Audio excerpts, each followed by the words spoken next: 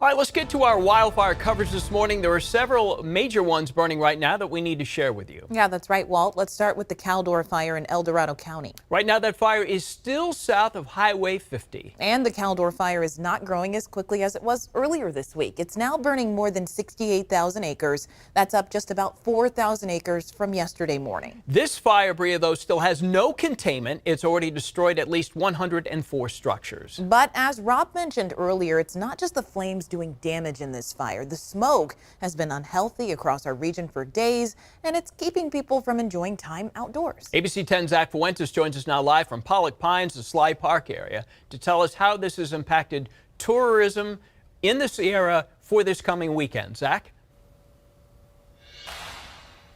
Yeah, well, right now, this would typically be a busy time for tourism in this area, but instead of seeing tourists coming here to visit, we see fire crews from around the state working hard to fight the Caldor Fire. And we got to speak with SAC Fire, who's up here. As part of that firefight, they're asking anyone right now to not travel through this area this weekend. And look, even if you don't listen to that, there's not going to be much you'll be able to do when you come up here. The Dorado County Winery Association says that many wineries in the area are in the evacuation zones and have closed to help keep traffic off the road so that the roads will be freed up for fire crews. Also, the El Dorado National Forest is closed to campers. The El Dorado County Chamber of Commerce agrees that visitors should stay out of this area, but they say it's still going to be an added hit to the local economy here.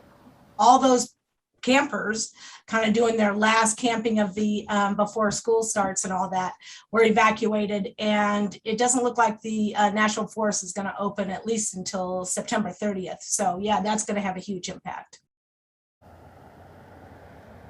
Yeah, and it's not just the El Dorado National Forest that's going to be impacted. If you take a look at your screen, starting Sunday, the U.S. Forest Service says 9 Northern California national forests are going to be closed because of wildfires. Those closures are going to last for 2 weeks. So that's nearly half of the national forests that we have here in this state. Like I've been saying, the most immediate impact and tragedy are the homes and structures that have already been lost. But the long-term impacts are going to be what happens to the local economies here, because this area really does rely on those tourism dollars. Yeah, good point, Zach, for this weekend. And then obviously you have Labor Day weekend coming up, and it's going to be pretty quiet up there until they get a full handle on this, which may be a while. Zach, thank you. Earlier this week, the town of Grizzly Flats was leveled by the Caldor Fire's flames. And this morning, we're hearing more about a family whose home was destroyed.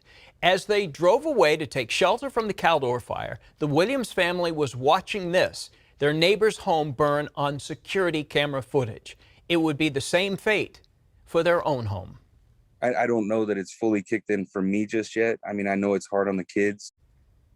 So even though it was devastating to lose almost everything to a wildfire, Brendan Williams says the fact that his family is okay is really all that matters to him.